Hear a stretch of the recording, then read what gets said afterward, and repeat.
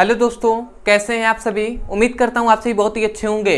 तो आज की इस वीडियो में हम पढ़ने वाले हैं क्लास 12 का बहुत ही इंपॉर्टेंट टॉपिक जो है आवेशों का पृष्ठीय घनत्व, जो कि बहुत बार एग्जाम में पूछा गया है। तो भैया आवेशों का पृष्ठीय घनत्व किसे कहते हैं, इसका परिभाषा क्या होता है, इसका फॉर्मूला क्या होता है, इस वीडियो में हम समझेंगे और बहुत ही आसानी तरीके से आपको समझ में आएगा।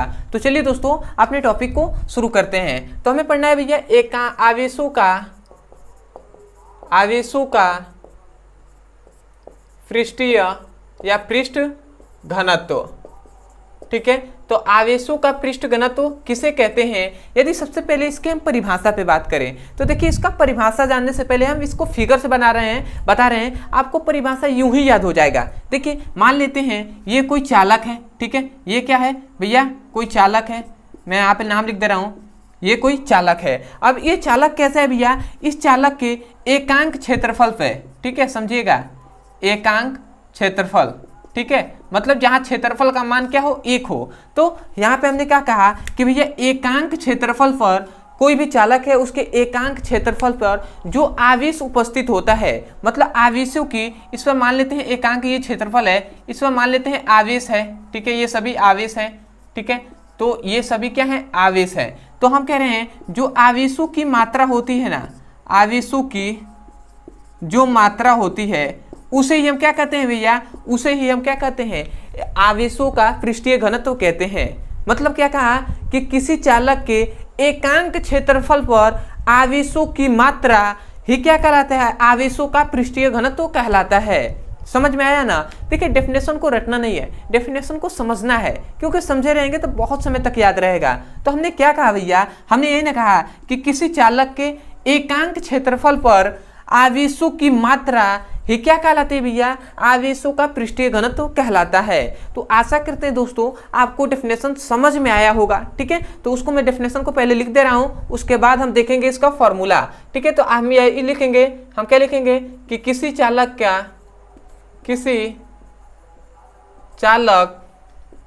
के एकांक क्षेत्रफल पर आवेशों की मात्रा ही क्या कहलाती है भैया, मात्रा आवेश का पृष्ठ घनत्व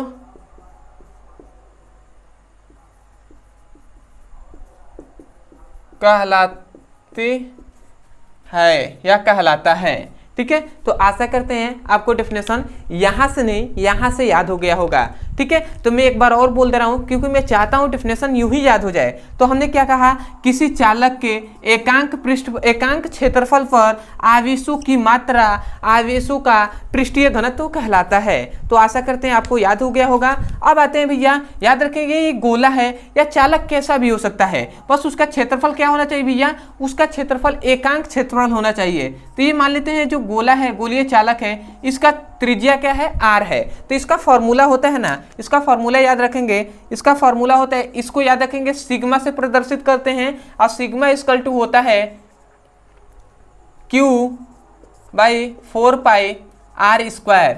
ये इसका फॉर्मूला होता है। इस फॉर्मूले को आपको याद रखना है। हमने यहाँ पे क्या बताया, सिग्मा इक्वल टू Q/4πr², जहाँ पर Q क्या है भैया, आवेश है। ठीक है, और यहाँ पे 4π तो मान होता है, कांस्टेंट है। और यहाँ पे जो R है ना भैया, ये R है गोले, मतलब जो चालक होता है उसकी त्रिज्या है। चालक कैसा भी हो सकता है, जरूरी नहीं कि गोलाकार ही हो। तो उसका क्षेत्रफल है जो क्या है, R है, सॉरी त्रिज्या है जो है R।